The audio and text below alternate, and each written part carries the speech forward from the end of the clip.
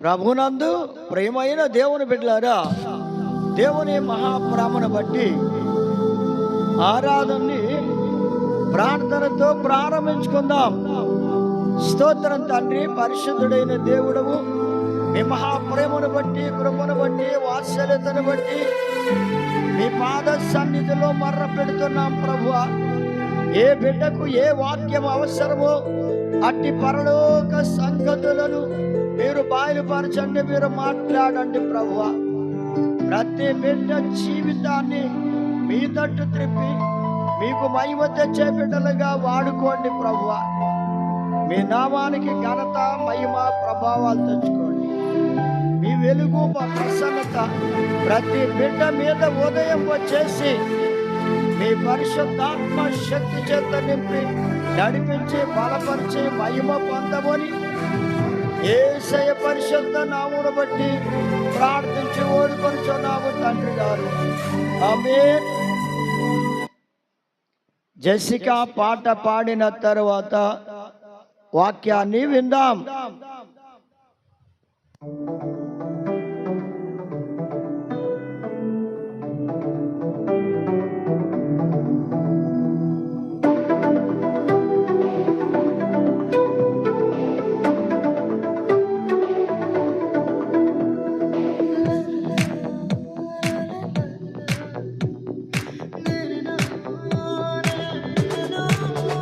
నిన్ను కాపాడువాడు కునుకడు, నిన్ను ప్రేమించు యేసు నిదురపోడెన్నడు.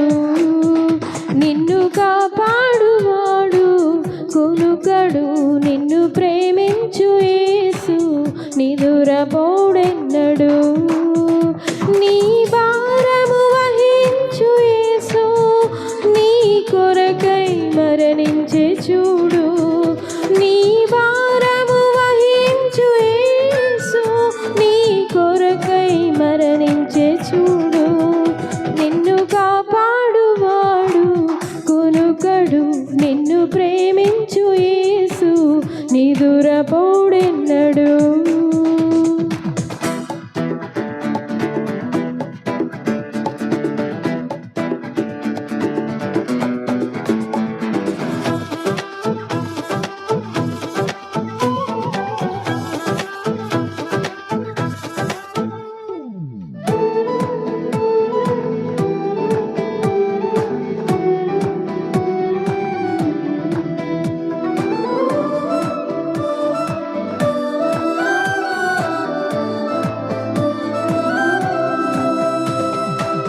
పలుకరించే వారు లేక పరితపిస్తున్నా, కనికరించే వారు లేక కుమిలిపోతున్నా. పలుకరించే వారు లేక పరితపిస్తున్నా, కనికరించే వారు లేక కుమిలిపోతున్నా. కలతలెన్నో కీడులెన్నో బ్రతుకు ఆశలు అణచివేసిన, కలతలెన్నో కీడులెన్నో బ్రతుకు ఆశలు అణచివేసిన. ఎడబాయడు యేసు నిన్ను, దారి చేర్చును యేసు నిన్ను. ఎడబాయడు యేసు నిన్ను, దారి చేర్చును యేసు నిన్ను. నిన్ను కాపాడువాడు కొలుకడు, నిన్ను ప్రేమించు యేసు నిదురపోడెన్నడు.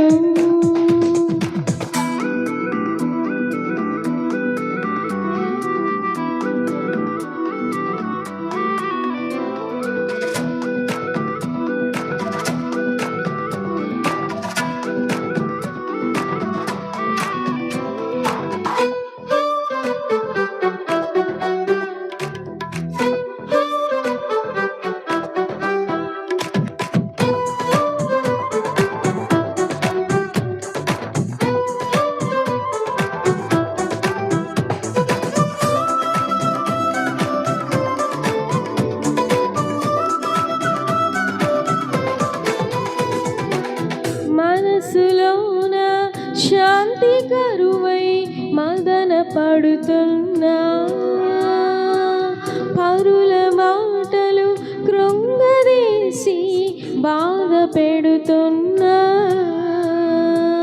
మనసులోన శాంతి కరువై మదన పడుతున్నా,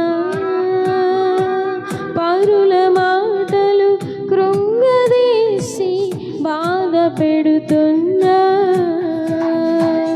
భీతులెన్నో భ్రాంతులెన్నో సంతసమ్మును త్రుంచి వేసిన, భీతులెన్నో భ్రాంతులెన్నో సంతసమ్మును త్రుంచి వేసిన, ఎడబాయడు యేసు నిన్ను, దారి చేర్చును యేసు నిన్ను, ఎడబాయడు యేసు నిన్ను, దారి చేర్చును యేసు నిన్ను, నిన్ను కాపాడువాడు కులుకడు, నిన్ను ప్రేమించు యేసు నిదురపోడెన్నడు, నిన్ను కాపాడువాడు కులుకడు, నిన్ను ప్రేమించు యేసు నిదురపోడెన్నడు, నీ భారము వహించు యేసు నీ కొరకై మరణించే చూడు, నీ భారము వహించు యేసు నీ కొరకై మరణించే చూడు, నిన్ను కాపాడువాడు కులుకడు, నిన్ను ప్రేమించు యేసు నిదురపోడెన్నడు.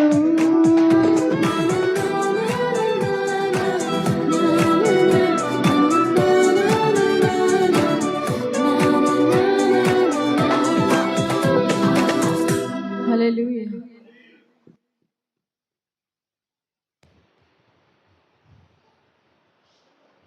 దేవునికి స్తోత్రం.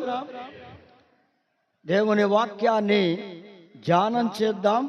ప్రేమైన దేవుని బిడ్డలారా, హోషేయ గ్రంథం 9వ అధ్యాయము 10వ వచనం చూడండి.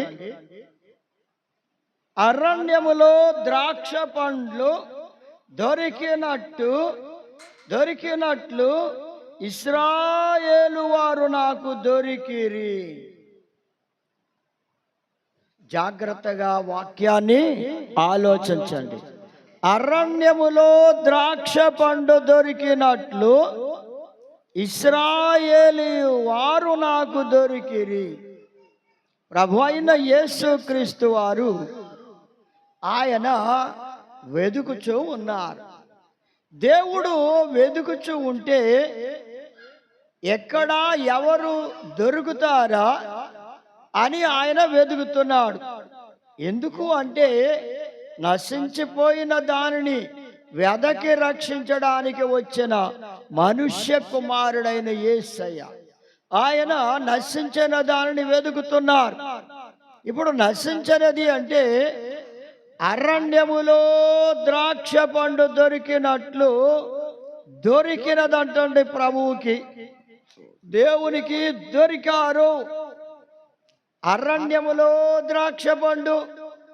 ప్రియమైన దేవుని బిడ్డలారా, అరణ్యములో ద్రాక్ష పండ్లు ఫలించడం అంటే అరుదు. కారణం ఏమిటంటే అరణ్యములో ఉండే చెట్లు గాచిబీచిగాను ఒక క్రమములో ఉండవు. ఇష్టం వచ్చినట్లుగా చెట్లు పెరుగుతాయి. ఒక్క చోటే గుబురుగా పెరుగుతాయి, ఒక చోట చాలా ఖాళీ ఉంటుంది. చెట్లు పెద్ద చెట్లుగా ఉంటాయి, చిన్న చెట్లుగా ఉంటాయి, గుబురుగా ఉంటుంది. కనుక క్రమరహితంగా పెరుగుతాయి ఆ చెట్లు. అరణ్యం అంతా కూడా ప్రమాదంతో కూడిందే గాని అది మేలైంది కాదు. అరణ్యం అంటే అరణ్య జీవితం క్రమము లేనిది. కనుక దేవుని బిడ్డలారా, అరణ్యములోనే వెదిగితే ద్రాక్ష పండ్లు దొరికాయంట ప్రభువుకి. అరణ్యములో వెదికానంటున్నాడు ఆయన. ఈ లోకమనే అరణ్యమును దేవుడు వెదుకుచూ ఉంటే ద్రాక్ష పండు దొరికినట్లుగా నీవు దొరికావు. ప్రియమైన దేవుని బిడ్డలారా, దేవునికి నీవు దొరికావన్న సంగతిని జ్ఞాపకం చేసుకో.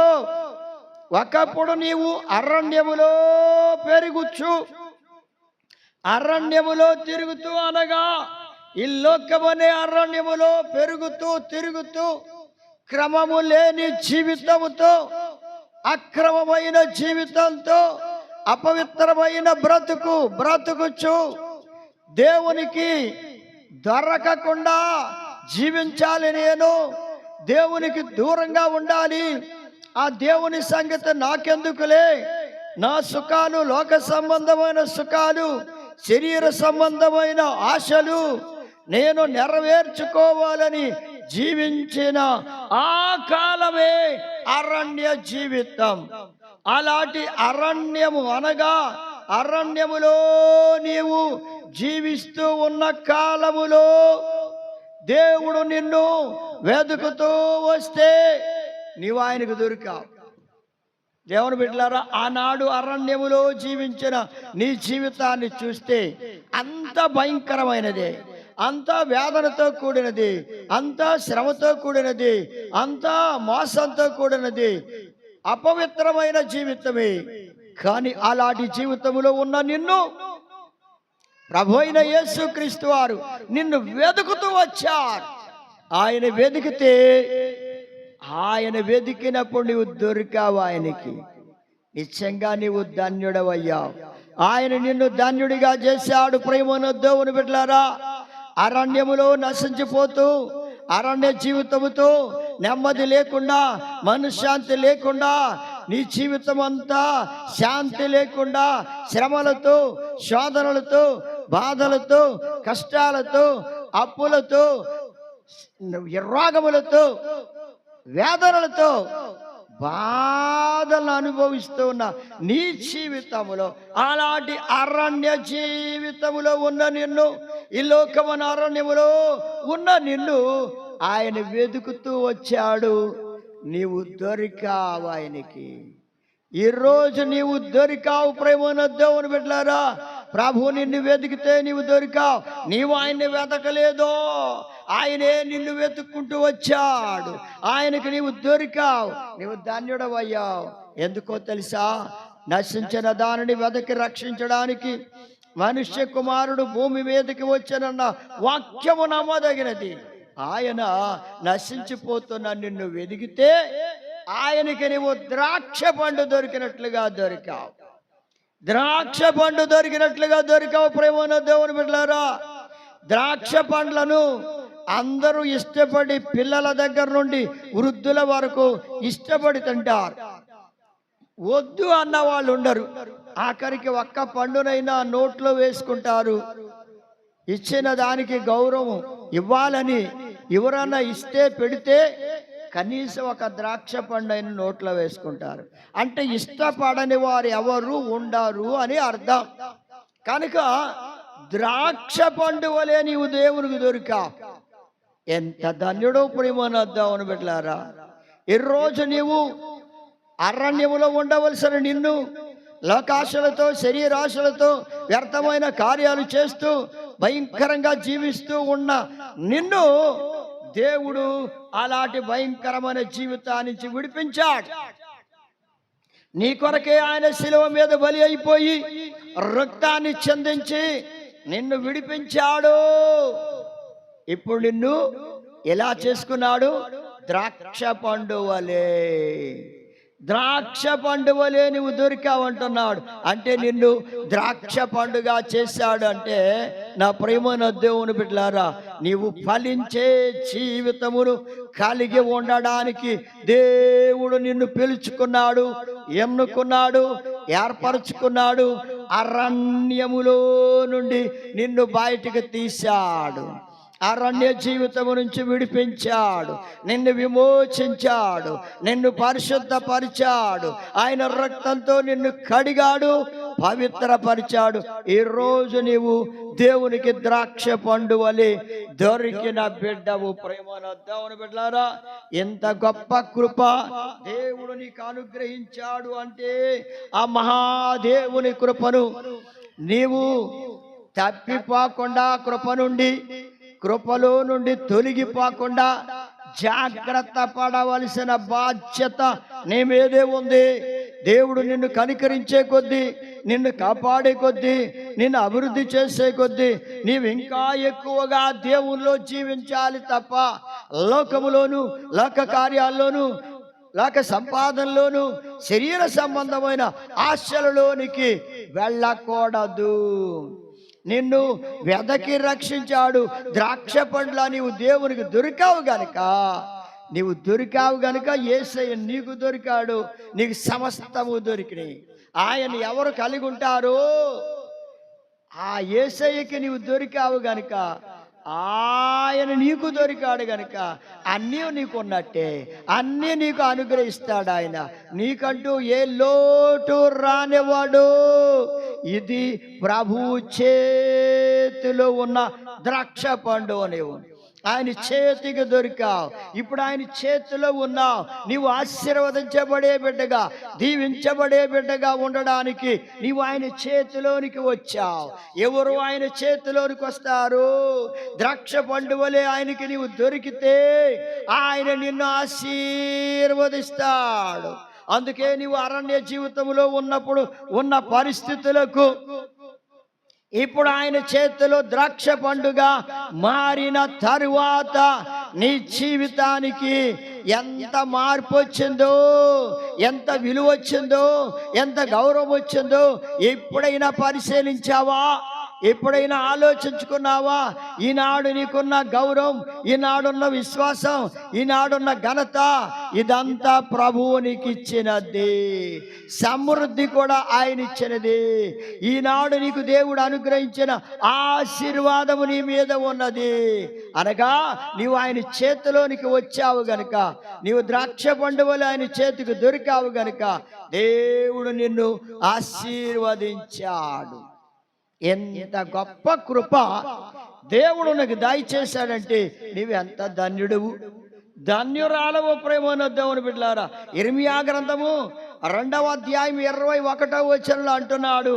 ఏమని చెప్తున్నాడంటే, ప్రేమన దేవుని బిడ్డలారా, శ్రేష్టమైన ద్రాక్షవల్లి వంటి దానిగా నేను నిన్ను నాటితిని. చూడండి ప్రేమన దేవుని బిడ్డలారా, అరణ్యములో ద్రాక్ష పండు దొరికినట్లుగా నీవు దొరికావు. ఆయన నిన్ను ఎలా నాటాడో తెలుసా? శ్రేష్టమైన ద్రాక్షవల్లి వలె నిన్ను నాటాడు.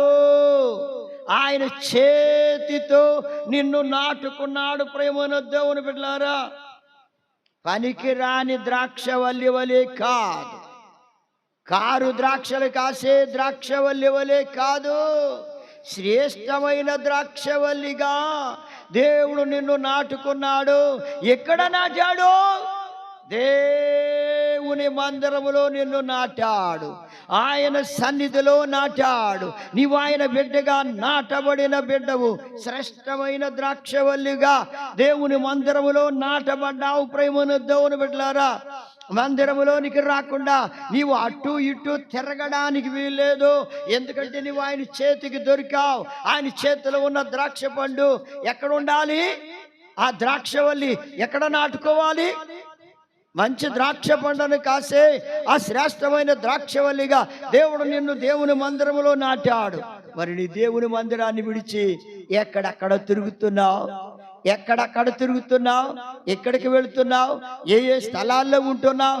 దేవుడు నిన్ను ఇక్కడ నాటాడన్న సంగతి, మందిరములో నాటాడన్న సంగతి నీవు మర్చిపోయావా? నీవు ఆయన చేతిలో ఉన్నావన్న మాట మర్చిపోయావా?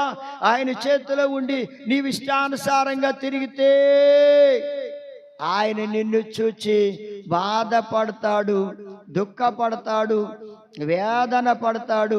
చివరికి నీకు నెమ్మది ఉండదు, నీకు శాంతి ఉండదు. దేవుని బిడ్డలారా, దేవుని సందులో నాటబడిన శ్రేష్టమైన ద్రాక్షవల్లి వంటి దానిగా నిన్ను నాటాడు ప్రభు. నాటబడిన ద్రాక్షవల్లివి, శ్రేష్టమైన ద్రాక్షవల్లివి, విలువైన బిడ్డగా నిన్ను చేశాడు ప్రభు. ఆత్మ సంబంధమైన బిడ్డగా, దేవుని బిడ్డగా చేసుకున్నాడు. నీవు విలువైన బిడ్డగానే జీవించాలి. నీవు విలువను పోగొట్టుకోవద్దు. నీకు దేవుడిచ్చిన గౌరవాన్ని పోగొట్టుకోవద్దు. దేవుడు నీకు ఇచ్చిన ఘనతను పోగొట్టుకోవద్దు. నీవు దేవుణ్ణి గణపరచు. అతడు నా నామం ఎరిగిన వాడు గనుక నేను అతనిని గణపరుస్తా అన్నాడు ప్రభు. నీవు దేవుని నామం ఎరిగిన బిడ్డగా దేవునిలో నాటబడ్డావని, దేవుని మందిరములో నాటబడ్డావని, దేవుని సన్నిధిలో ఎదుగుతూ ఉన్న ద్రాక్షవల్లి, శ్రేష్టమైన ద్రాక్షవల్లి అన్న సంగతి మర్చిపోకుండా ఈ గౌరవాన్ని, ఈ ఘనతను దేవుడు నీకు ఇచ్చాడు గనక ఆయన నామము ఎరిగిన నీవు ఆయన నిన్ను గణపరుస్తాడు. ప్రేమనొద్దామని బిడ్డలారా, నీవు గణపరచబడతావు. నీవు ఆయన నామాన్ని ఎర్రగన్నట్టుగా నడవద్దు. దేవుణ్ణి ఎరుగుదమని చెప్పుకుంటూ ఎర్రగమన్నట్టు నడిచే పరిస్థితి నీలో రాకూడదు. మరి ఎరిగి ఉండి నీవెక్కడ ఉంటున్నావు, ఏ స్థలాల్లో ఉంటున్నావు, ఆరాధన జరుగుతున్న సమయములో లేదా ప్రార్థన జరుగుతున్న సమయములో ఎక్కడ ఉంటున్నావు సోదరి సోదరుడా, ఏ స్థలాల్లో తిరుగుతున్నావు. నీవు అరణ్యములో ఉన్నప్పుడు అరణ్యములో దేవుడు నిన్ను వెతికి నిన్ను ద్రాక్ష పండుగ నీవు ఆయనకు దొరికావని నువ్వు జ్ఞాపకం చేసుకొని ఇంకా అరణ్యమును ఆశించొద్దు.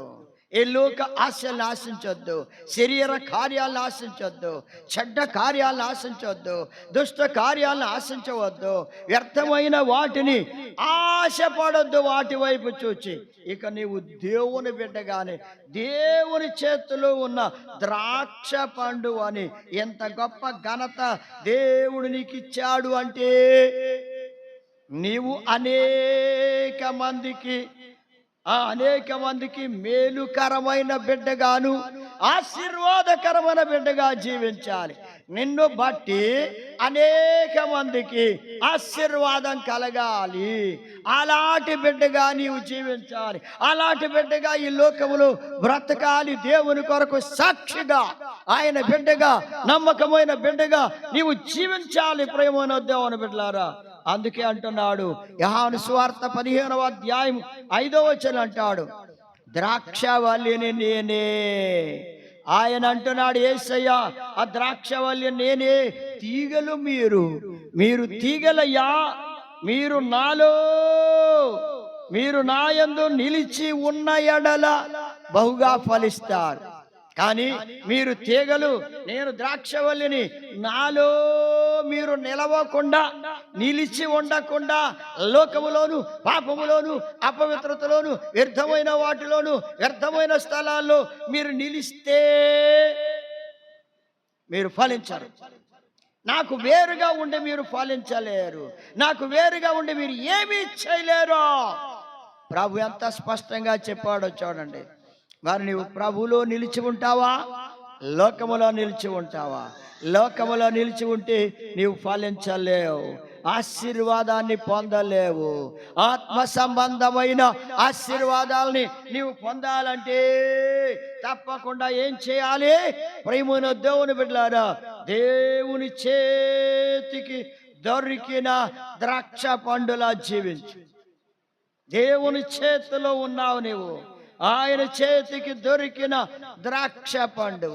అనేక మంది ఆయన చేతికి దొరకకుండా జీవించాలి, తిరగాలని నమ్మకుండా, ఆయన సత్యాన్ని అనుసరించకుండా, ఆయన చేతిలోనికి రాకుండా అటు ఇటు తప్పుకుపోతూ ఉంటారు అనేక మంది.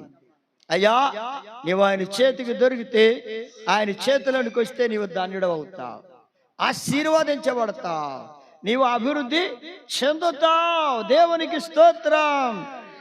అందుకే ప్రేమను అద్దామని బిడ్డలారా, చాలా జాగ్రత్తగా ఆలోచన చేయండి. మరి నీ జీవితంలో దేవునికి నీవు దొరికావా? ఇంకా దేవునికి దొరకకుండా నీవు తప్పించుకొని తిరుగుతూ ఉన్నావా? ఎంతకాలం తప్పించుకొని తిరుగుతావు? ఎంతకాలం తప్పించుకొని తిరుగుతావు? ప్రభు చేతిలోనికి రావా? ఇంకా లోకము, సాతాను చేతిలోనే ఉండిపోతావా? సోదరి సోదరుడా, నీవు ప్రభువు వెతుకుతున్నాడు నిన్ను. ఆయన ఆకాశము నుండి చూచి నరులను పరిశీలించెను. ఎవరు వివేకం కలిగి ఉంటారో, దేవుణ్ణి వెతుకుతూ ఉంటారో వారిని దృష్టిస్తానన్నాడు. ఆయన నిన్ను వెతుకుతున్నాడు. నీవు ఆయన చేతికి వస్తే, ఆయన చేతిలోకి వస్తే నీవు దీవించబడతావు, ఆశీర్వదించబడతావు. కనుక ఆయన చేతిలోనికి వస్తావా, ఇంకా దూరంగా ఉంటావా? ఆయన చేతి దగ్గరికి రాకుండా, ఆయన చేతిలో ఉండకుండా, చూడు నేను నిన్ను నా అరచేతుల్లో చెక్కుకున్నానయ్యా, నీవెక్కడున్నావు? ఆ ద్రాక్ష పండు వలె నీవు నా చేతికి దొరికావు. నేను నిన్ను నా అరచేతుల్లో చెక్కుకున్నానయ్యా, నీవు నా చేతిలో ఉన్నావు, నీవు నా చేతిలో ఉన్నావు. నిన్ను నేను ఏ రీతిగా మలచాలో ఆ రీతిగా నిన్ను మలిచి వృద్ధిలోనికి తీసుకొస్తాను అంటున్నాడు ప్రభు. మాలుస్తాడండి. మలచడం అంటే ప్రియమైన దేవుని బిడ్డలారా, ఒక రాయి ఉంది. ఆ రాయిని శిల్పి ఏం చేస్తాడు? చెక్కి చెక్కి చెక్కి దానిని మలుస్తాడు. ఏది? ఒక రూపమునివ్వడానికి దాన్ని మలుస్తాడు, అనగా చెక్కి ఒక రూపానికి తీసుకొస్తాడు. ప్రభు చేతిలోనికి వచ్చిన ద్రాక్ష పండు వలె ఉన్న దేవుని బిడ్డ, నిన్ను కూడా ఆయన చెక్కి నీకు కూడా ఒక రూపాన్ని ఇవ్వాలని. ఏం రూపం? యేసు ప్రభు వారి యొక్క స్వరూపములోనికి నిన్ను మార్చుకోవాలని, ఆయన వలే నిన్ను చేసుకోవాలని, ఆయన రూపములోనికి నిన్ను మార్చడానికి, నిన్ను మలచడానికి ఆయన ఎంతగానో ఇష్టపడుతూ ఉన్నాడు. మరి ఆయన చేతులు నువ్వు మలచబడ్డానికి ఇష్టపడుతున్నావా? చెక్కుతుంటే నన్ను ఎందుకు చెక్కుతున్నారు? ఈ కష్టములు ఎందుకు, నాకు ఈ శ్రమలు ఎందుకు, ఈ బాధలు ఎందుకు, మిమ్మల్ని నమ్ముకున్న నా జీవితానికి ఈ కష్టాలు ఎందుకయ్యా అని అంటూ నీవు బాధపడుతున్నావా? లేదా చెక్కినప్పుడు ఓర్పుతో సహనంతో ఉంటే నీలో ఉన్న ప్రతి బలహీనత, నీలో ఉన్న అపవిత్రత, నీలో ఉన్న ఏ వ్యసనమైనా సరే ఆయన చెక్కేస్తున్నాడు. దేవునికి స్తోత్రం. ఆయన చెక్కి వాటిని తొలగించి నీకొక స్వరూపము, యేసు ప్రభు వారి యొక్క స్వరూపం, ఆయన పోలికలోనికి నిన్ను మార్చడానికి ఆయన ఇష్టపడుతూ తయారు చేస్తున్నాడు. ఆయన చేతిలో నీవు ఉంటేనే, ఆయన చేతిలో నీవు ఉంటేనే అలా తయారు చేస్తాడు. నీవు ఆయన చేతి దగ్గరకు రాకుండా, ఆయన చేతికి దొరకకుండా నీవు ఇంకా లోకమును ఆశించి పరిగెడుతున్నావా? లోక సంబంధమైన వాటి కోసం, శరీర సంబంధమైన వాటి కోసం, వ్యర్థమైన వాటి కోసం ఎంతకాలం పరిగెడతావు సోదరి సోదరుడా? ఆయన చేతిలో ఉన్నవారు ధాన్యులు. ఎందుకో తెలుసా? వారికి ఇది ఆయన చేతిలో ఉన్న బిడ్డల కాపుదల ఉంది, ఆయన చేతిలో ఉన్న బిడ్డలకి నెమ్మది ఉంది. ఆయన చేతిలో ఉన్న బిడ్డల్ని కోడి తన పిల్లలను రెక్కల క్రిందకు చేర్చుకొని ఇలా కాపాడుతుందో అలా కాపాడుతున్నాడు. ఇప్పుడు నువ్వు ఆయన చేతిలో ఉంటే దుష్టుడు సాతాను ఏది నిన్ను ఏమీ చేయలేదు. ఆశ్చర్యరీతిగా నిన్ను, నీ కుటుంబాన్ని ఆయన ఆశీర్వదిస్తాడు. నీవు ఆయన చేతిలోనికి రావడానికి ఇష్టపడుతున్నావా? ఆయన చేతిలో ఉండకుండా నీవు తప్పుకుపోవాలని, తప్పించుకుపోవాలని తిరుగుతున్నావా? సోదరి సోదరుడా, తప్పిపోతే ఆశీర్వాదము తొలగిపోద్ది. నీవు తప్పిపోతే ఆశీర్వాదాన్ని పోగొట్టుకుంటావు. అందుకే దేవుని చేతిలో ఉండు. ఆయన చేతిలో ఉంటే నీవు ఆశీర్వదించబడతావు, నీవు నీ కుటుంబం అభివృద్ధి పొందుతుంది. అందుకే ప్రేమను దేవుని బిడ్డలారా, చూడండి ఇక్కడ దేవుని వాక్యములో మనం చూస్తున్నాం. ప్రేమను దేవుని బిడ్డలారా, లూకాసు వార్త 19వ అధ్యాయములో కనబడుతున్న ఆ సంగతి ఏమిటంటే, నా ప్రియమైన దేవుని బిడ్డలారా, 6-7 వచనాలు ఆ ప్రాంతంలో చూస్తే జక్కయ్య అనే వ్యక్తి, చూడండి 5వ వచనం నుంచి కూడా చూస్తే ఇంకా వివరంగా ఉంది, కానీ జాగ్రత్తగా పరిశీలన చేయండి. జక్కయ్య దేవుని చేతిలోనికి ఒక ద్రాక్ష పండు వలె దేవుని చేతికి దొరికాడు. ఎలా అంటే ప్రియమైన దేవుని బిడ్డలారా, జక్కయ్య ఒక పన్ను వసూలు చేసే అధికారి. అటువంటి వ్యక్తి ఆ పన్ను వసూలు చేస్తూ ఉన్నాడు తన ఆఫీసులో. అనేక మంది రైతులు వెళ్ళారు పన్ను కట్టడానికి. వాళ్ళు ఏం చెప్పుకుంటున్నారు అంటే, యేసు ప్రభువారు మన పట్టణానికి, ఎర్రుకో పట్టణానికి రాబోతున్నాడు. యేసయ్య రేపు ఆయన వస్తున్నాడు, ఆయన ఎంత గొప్పవాడు అన్న సంగతి వాళ్ళు చెప్పుకుంటున్నారు. కుంటివారికి, గుడ్డివారికి, కుంటివారి కాళ్ళు ఇస్తున్నాడు ఆయన, గుడ్డివారికి కన్నులు ఇస్తున్నాడు. అలాగే దయ్యాలు పట్టిన వాళ్ళ దయ్యాలను వెళ్ళగొడుతున్నాడు. ఎన్నో గొప్ప కార్యాలు చేస్తున్నాడు. చనిపోయిన వారిని బ్రతికిస్తున్నాడు ప్రభు అని వాళ్ళు చెప్పుకుంటూ ఉంటే, జక్కయ్య విన్నాడు. అధికారి, గొప్ప ధనవంతుడు, ఆయనకి ఏమీ లేక ఎందుకు పనికిరాని వాడిగా ఉన్నాడని ఆయన దేవుణ్ణి నమ్ముకోలేదు. కానీ ఆయన అంటున్నాడు, వాళ్ళు చెప్పుకున్న మాటలు విన్నాడు, అంతే మనసులో పెట్టుకున్నాడు. వాళ్ళు వెళ్ళిపోయారు. ఉదయాన్ని ఆయన భార్య కూడా చెప్పలేదు, లేచాడు. పెందల కడని ఆయన ఊరు మొదటిలోనికి, గ్రామం ప్రారంభంలోనికి వెళ్ళిపోతున్నాడు. ఎందుకు వెళుతున్నాడో తెలుసా? యేసు ప్రభువారిని చూడాలి, ఆయన్ని నేను చూడాలి, ఆయన్ని నేను చూడాలి, ఆయన నేను చూడాలి. ఎలా ఉంటాడు, ఎటువంటి వాడు, ఎలా ఉంటాడు, నేను చూడాలి, నేను చూడాలి అనే ఆశతో వెళుతున్నాడండి. వెళుతూ ఉంటే వస్తున్న జన సమూహాన్ని చూచాడు, చాలా దూరాన్ని చూచాడు. ఆ సమూహం అంతా కూడా, ఆ జన సమూహం అంతా కూడా ప్రియమైన దేవుని బిడ్డలారా, చాలా ఎక్కువ సమూహం అది. అంత జన సమూహం వస్తుంటే వాళ్ళందరి మధ్యలో ఎక్కడ ఉన్నాడో ప్రభువు, ఆయన నాకు కనబడాడు, నేను పొట్టివాణ్ణి, నాకు ఆయన కనబడ్డు, మరి ఏం చెయ్యాలి నేను అని ఆలోచించాడు.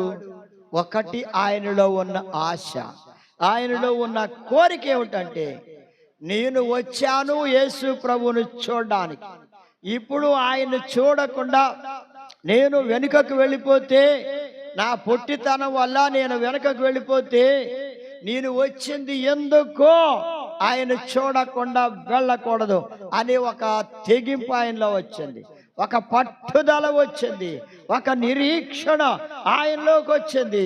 వెంటనే ఆయన అనుకుంటున్నాడు, ఏదో విధంగా ఆయన చూచే వెళ్ళాలి, ఆయన చూడకుండా వెళ్ళకూడదు అనే ఒక దీక్ష ఆయనలో పుట్టుకొచ్చింది. వెంటనే ఆ రోడ్డు ప్రక్కన ఉన్న మేడి చెట్టు ఎక్కడం ప్రారంభించాడు. ఏనాడు ఎప్పుడు ఎక్కని జక్కయ్య చెట్లు ఎక్కలేదు. ఆయన ధనవంతుడు, ఆయనకి ఎంతో మంది పాలేరులు ఉన్నారు.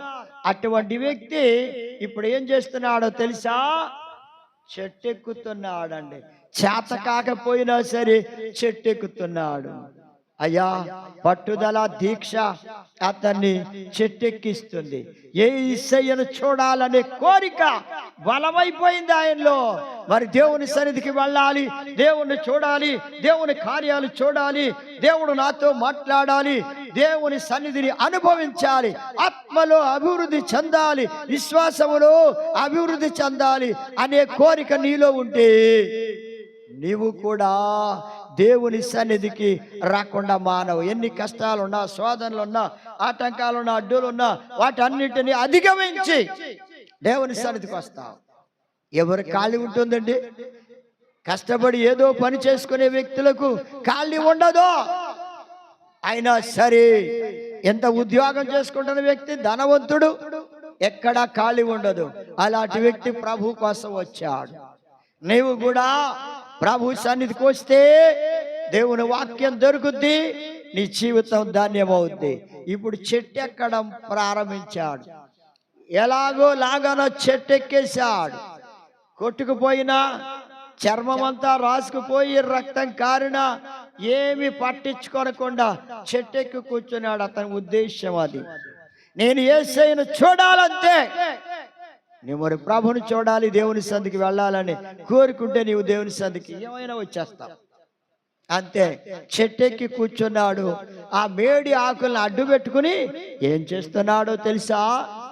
యేసయ్యను చూద్దాం ఆకుల మధ్యలో నుంచి అని ఆకులను అడ్డు పెట్టుకుని ఆయన ముఖం ఎవరికీ కనబడకుండా దాచుకొని ఆయన చూస్తున్నాడు. జన సమూహం అంతా వచ్చేస్తుంది. రోడ్డు మీద నడిచి వచ్చేస్తున్నారు. రోడ్డు పక్కన ఉన్న చెట్టు చాలా జన సమూహములు, కొంత భాగం ముందుకు నడుస్తుంది. యేసయ్య మధ్యలో ఉన్నాడు. ఆయన రానే వచ్చాడు. అక్కడ నిలబడ్డాడు చెట్టు క్రింద. దేవునికి స్తోత్రం. వెంటనే చెట్టు క్రింద నిలబడి ఆయన పైకి చూస్తున్నాడు. ఎవరు పైకి చూస్తున్నారు? యేసయ్య పైకి చూచి ఎవరిని వెతుకుతున్నాడో తెలుసా? అరణ్యములో దేవునికి ద్రాక్ష పండు దొరికినట్లుగా ఇశ్రాయేలీయులు నాకు దొరికారని చెప్పిన దేవుడు ఇక్కడ యేసయ్య జక్కయ్య కొరకు వెదుకొచ్చు ఉన్నాడు. ఆ చెట్టు మీద, ఆ మేడి చెట్టు మీద ద్రాక్ష పండు వలె దేవుని చేతికి ఆయన దొరకాలని ఆయనే వెతుకుతున్నాడు. మేడి చెట్టు మీద మేడి పళ్ళే దొరుకుతాయి, కానీ ఈయన ఏ పండులా దొరకాలని కోరుతున్నాడు? ఆయన ద్రాక్ష పండులా దొరకాలి. ఆయన ద్రాక్ష పండులా నాకు దొరకాలని ఆయన పైకి చూస్తున్నాడు యేసయ్య. ఇప్పుడు వెతికాడు. జక్కయ్య కనబడ్డాడు చెట్టు మీద.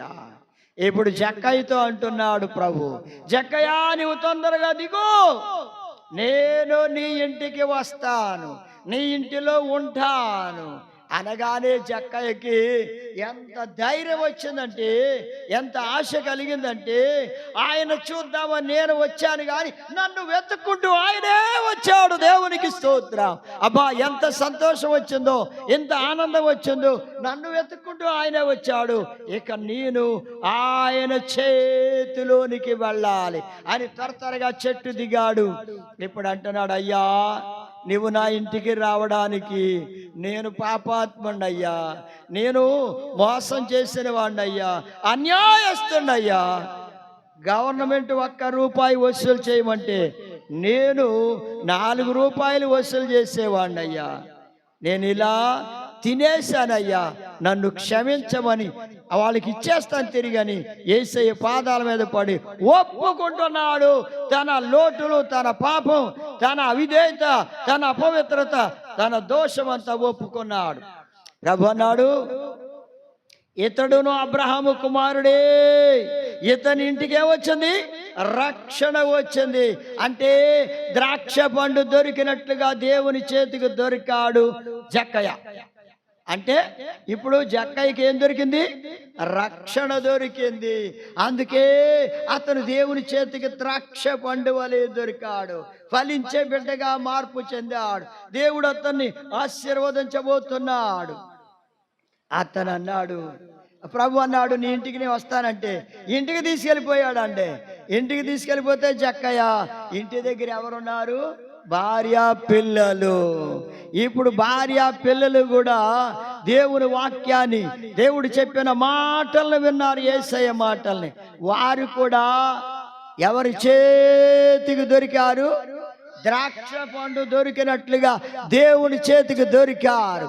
ఇప్పుడు మొత్తం అందరూ కూడా దేవుని చేతిలోనికి వచ్చిన ద్రాక్ష పండు వలె వాళ్ళందరూ కూడా ఆ రోజే రక్షణ పొందారు. ఆ రోజే వాళ్ళు బాప్తిసం పొందారు. ఆ రోజే రక్షణ పొందారు. వాళ్ళందరూ దేవుని చేతికి దొరికిన ద్రాక్ష పండులా మారిపోయారు. వాళ్ళు రక్షించబడ్డారు. ప్రభు వాళ్ళని రక్షించాడు. ఎంత గొప్ప రక్షణ వారికి దొరికిందండి. ఎంత గొప్ప రక్షణే ఆ ద్రాక్ష పండు వలె ఉన్నది. వాళ్ళకి రక్షణ దొరికింది. నీవు ద్రాక్ష పండు వలె దేవుని చేతికి దొరకడానికి ఇష్టపడుతున్నావా? లేకపోతే దొరకకుండా లోకములో, పాపములో, మోసములో, వ్యర్థమైన వాటిలో జీవించగోరుతున్నావు?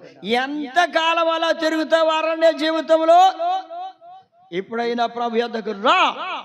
సోదరుడా, సోదరి, ప్రభు బిడ్డగా నీ హృదయాన్ని సమర్పించుకొని జక్కయ్య దేవుని చేతికి అతడు అతని కుటుంబం ద్రాక్ష పండు వలె దొరికినట్లుగా నీవు కూడా యేసయ్య చేతికి ద్రాక్ష పండు వలె దొరికితే నీవు నీ కుటుంబం రక్షించబడుతుంది, ఆశీర్వదించబడతారు, అభివృద్ధి చెందుతారు. ఇశ్రాయేలీయులు అరణ్యములో దేవుడు వెతికితే ఆయన చేతికి ద్రాక్ష పండ్లు దొరికినట్లు దొరికారు. నీవు కూడా ఒకప్పుడు లోకములో నశించిపోతున్నప్పుడు దేవుడు నిన్ను వెతికాడు, నీవు ఆయన చేతికి ద్రాక్ష పండు వలె దొరికా. ఈరోజు నీవు ఫలిస్తున్నావు, ఈరోజు నీవు ఆశీర్వదించబడ్డావు దేవుని చేత. అంటే ఇదంతా ఆయన చేతులు, నీవు ద్రాక్ష పండుగా మారావు గనుక నీవు రక్షింపబడ్డావు ప్రభువు చేత. అందుకే నీకు ఈ ఆశీర్వాదం, అందుకే ఈ దీవెన, అందుకే ఈ గొప్ప కృప. దేవునికి స్తోత్రం. మరి దీన్ని పోగొట్టుకొని తప్పిపోవద్దు, ఆయన చేతిలోంచి తప్పిపోవద్దు, లోకములోనికి వెళ్ళొద్దు, పాపములోనికి వెళ్ళొద్దు, పరిశుద్ధంగా జీవించు. ఆయన చేతిలోనే నీవు వర్ధిల్లాలి, అభివృద్ధి చెందాలి, ఆశీర్వదించబడాలి. అలాంటి ద్రాక్ష పండు వలె దేవుని చేతిలో దొరికిన బిడ్డగా జీవించు. దేవుడు తన కృప మీకు అనుగ్రహించును గాక. ఆమేన్. ప్రార్థన చేసుకుందాం. స్తోత్రం తండ్రి, పరిశుద్ధుడైన దేవుడు, మీ మహాప్రేమ ఇంత గొప్పది నాయన. అరణ్యములో మీరు వెతికినప్పుడు ద్రాక్ష పండ్లు దొరికినట్లుగా ఇశ్రాయేలీయులు దొరికారు నాకన్నారు. అలా నాయన ఈ లోకములో మీరు వెతుకుతున్నప్పుడు ఎవరు మీ చేతికి ద్రాక్ష పండ్లు వలె దొరుకుతున్నారు వాళ్ళందరినీ మీరు రక్షిస్తున్నారు ప్రభువా. మీ చేతిలోనికి వచ్చిన వారిని మీరు ఆశీర్వదిస్తున్నారు. ద్రాక్ష పండు వలె మీ చేతిలోనికి వచ్చిన వారిని మీరు ఆశీర్వదిస్తున్నారు, మీరు ఫలింప చేస్తున్నారు, దీవిస్తున్నారు. అలా బిడ్డలందరినీ దీవించండి. విన్న వాక్య బిడ్డలలో ఫలింపచేయండి. ఆత్మానుసారమైన జీవితాలు దయచేయండి. వాక్యం వినే ప్రతి బిడ్డను దీవించి ఆశీర్వదించండి. మీ వెలుగులో నడిపించండి. మీ గొప్ప నామమునకు మహిమ, ఘనత, ప్రభావములు తెచ్చుకోవాలి. యేసయ్య పరిశుద్ధ నామమును బట్టి ప్రార్థించేవాడు కొనుచున్నాము తండ్రి. ఆమేన్.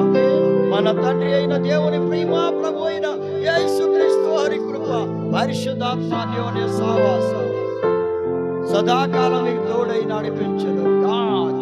ఆమేన్.